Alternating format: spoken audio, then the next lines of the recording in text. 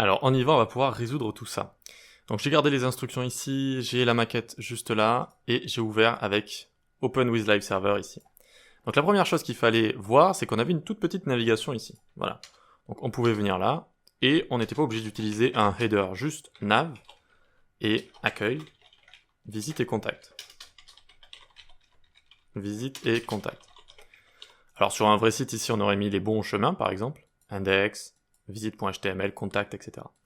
Vu que la navigation est tout petite, on n'a pas besoin d'un header, parce qu'un header, on l'utilise soit pour une navigation qui est complexe, c'est-à-dire qui va avoir une icône, des boutons, un input, ce genre de choses. Là, c'est vraiment une nav très très simple, donc il n'y a pas forcément besoin d'un header.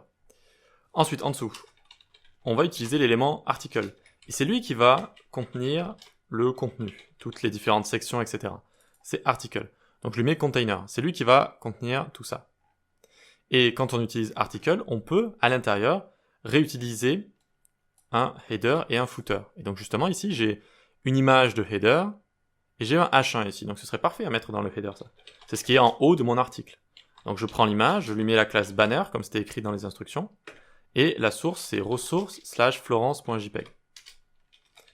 Et alt ici, on peut mettre ville de Florence. Voilà. On va peut-être dézoomer un petit cran. Donc on a ceci. Et en dessous, on aura le H1. Visiter la ville de Florence. Visiter la ville de Florence. Voilà. Et donc là, déjà, on avait ce genre de choses. Alors la maquette ici n'est pas zoomée à 100%, sinon ça nous donnerait ceci. Vous voyez, hop, ça nous donne ceci. Très bien, donc on peut continuer. Visiter la ville de Florence. On va aller en dessous. On a différentes choses ici, et on pourrait deviner des sections. Avec à chaque fois un titre pour définir la section, un petit H2 ici, là, là, là, etc. Donc c'est ce qu'on va faire en dessous. On va avoir différentes sections.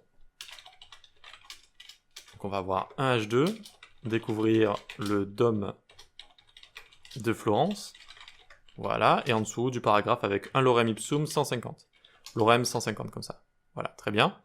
Super, ensuite on peut continuer en dessous, une autre section H2, grimper le campanile de Giotto, j'imagine. Ensuite, on va avoir un paragraphe ici, lorem 100. Voilà, super. Allez, une dernière section qu'on va se créer ensemble juste ici. H2, explorer le palais Pitti. Le palais Pitti, tac. Et un paragraphe, lorem 75. Super. Et là, on est arrivé à une nouvelle chose juste ici, c'était la newsletter.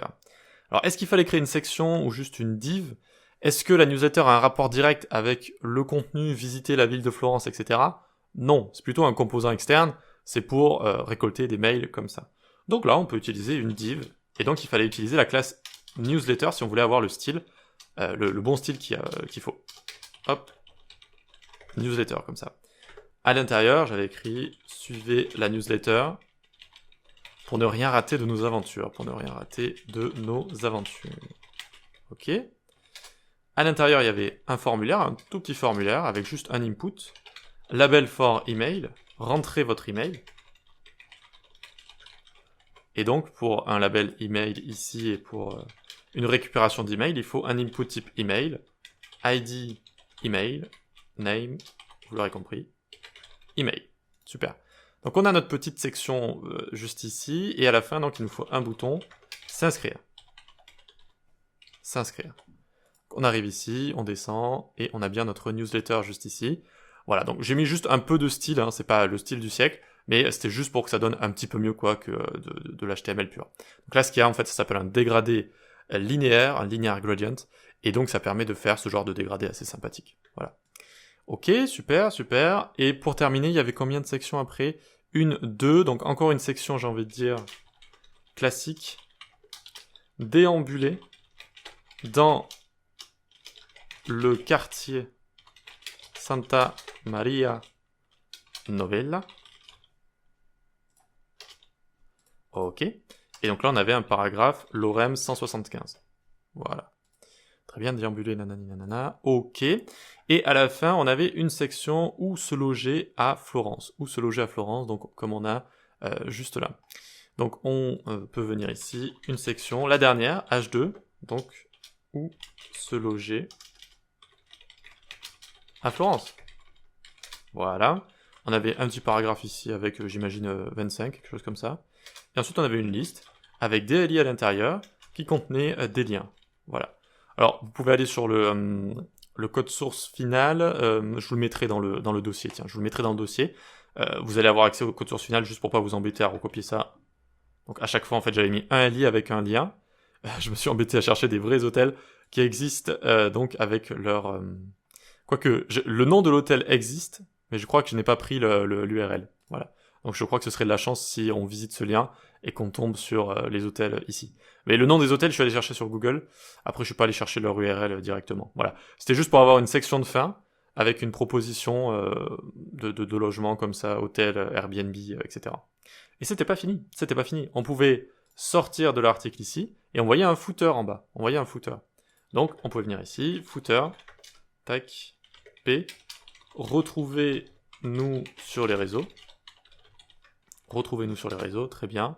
Et donc là, on peut avoir différents liens. Là aussi, vous pouvez les recopier directement. On va pas tous les recopier à la main. Hop. Et donc, qu'est-ce qu'on a ici? À chaque fois, on a un lien. Vu qu'il n'y a pas de texte à l'intérieur, d'ailleurs, ici, on peut mettre des attributs alt vide. Alors, pas lat, mais alt. Vu qu'il n'y a pas de texte à l'intérieur, il n'y a pas d'encre sur ces liens, on rajoute ARIA Label. Donc, visitez la page Instagram, visitez la page. On aurait pu mettre s'abonner aussi. Alors, la page Facebook, comme ça. On aurait pu mettre s'abonner, etc. Voilà. Donc, c'est quand on utilise un lecteur d'écran, ça va lire comme ça ce ARIA Label. Voilà, et à la fin, on a les mentions légales qui sont juste ici. Qui sont juste ici, dans un paragraphe, par exemple. Ou alors, on aurait pu leur donner un bloc aussi. C'était juste pour avoir un bloc qui l'entoure, comme ça. Voilà, et on a notre petit footer, comme ça, qui est tout en bas. Et donc, normalement, c'est bon. On a terminé. Donc on a notre navigation, notre header ici de notre article, les différentes sections, une section newsletter dans laquelle on n'utilise pas l'élément section parce que ça n'a pas un rapport direct avec le contenu qu'il y a autour. Voilà. Alors ici je pense que j'ai fait une erreur au niveau du H2, mais on peut avoir où se loger, etc. et retrouvez-nous sur les réseaux juste ici. Voilà. Alors, je n'ai pas utilisé nav pour entourer dans un footer. En général, on n'utilise pas nav dans le footer parce que ce sont des ressources externes. Donc c'est pour aller ailleurs en fait. C'est pas une navigation dans le site par exemple ou sur d'autres pages du site ou sur cette même page, etc. Voilà, donc retrouvez-nous sur les réseaux. Alors juste le H2 ici déambulé à mon avis, il est pas tip top. Ah oui, oula. Alors vous l'avez sans doute vu de votre côté. Section ici, c'est pas section, c'est H2. Et on a une section qui entoure tout ça. D'accord, donc une section jusqu'ici. Voilà, super. C'est un petit peu mieux. Et voilà donc pour cette page, vous voyez, c'est pas si compliqué que ça de faire un bon article comme ça avec une bonne sémantique et les bons éléments qu'il faut. Voilà. Alors ne vous prenez pas trop la tête non plus avec la sémantique. Déjà, rien que si vous y pensez, je pense que vous allez résoudre 80%, 90% des problèmes si vous utilisez bien nav, si vous utilisez bien tout ce qui est main, article, section, etc. Si vous y pensez en premier lieu, si vous pensez à rajouter à chaque fois un titre pour les sections, déjà rien que d'y penser, vous allez enlever 80-90% des problèmes. Ensuite, vous pouvez valider vos pages, vous pouvez utiliser l'audit également de Lighthouse. Donc voilà, ne stressez pas trop non plus pour ça. Dites-vous qu'il y a des gens qui ne pensent pas du tout à la sémantique, qui ne pensent pas du tout aux bons attributs, à l'accessibilité, etc. Et donc voilà, ils font un peu n'importe quoi sur la page web. Rien que le fait d'y penser déjà, c'est un grand plus et ça va vous démarquer par rapport à d'autres développeurs. Et voilà pour cette page, et voilà pour ce cours que je trouvais très important. Et j'avais besoin dans mon panel de cours de créer comme ça ce marchepied, cette première marche comme ça vers le développement web. Il fallait un cours HTML pour bien démarrer de zéro comme ça. Et c'est pour ça que j'ai créé ce cours. Dites-moi ce que vous en pensez, envoyez des commentaires, envoyez-moi un mail si vous voulez, parlez-moi sur Discord, etc. Et voilà, vous pouvez passer à la suite. Donc en général, après l'HTML, c'est le CSS. Voilà. Passez pas direct au JS parce que il faut d'abord apprendre à styliser une page, voir comment ça fonctionne. Parce qu'ensuite, en JS, on peut à la fois manipuler de l'HTML, mais aussi des classes qui manipuleront elles-mêmes du CSS. On peut aussi en soi manipuler, c'est vrai, des propriétés CSS en JS. Donc le mieux, c'est de faire HTML, CSS et ensuite JavaScript. Voilà. Génial. On se dit rendez-vous dans un prochain cours, dans une prochaine vidéo. Et voilà. Allez, salut.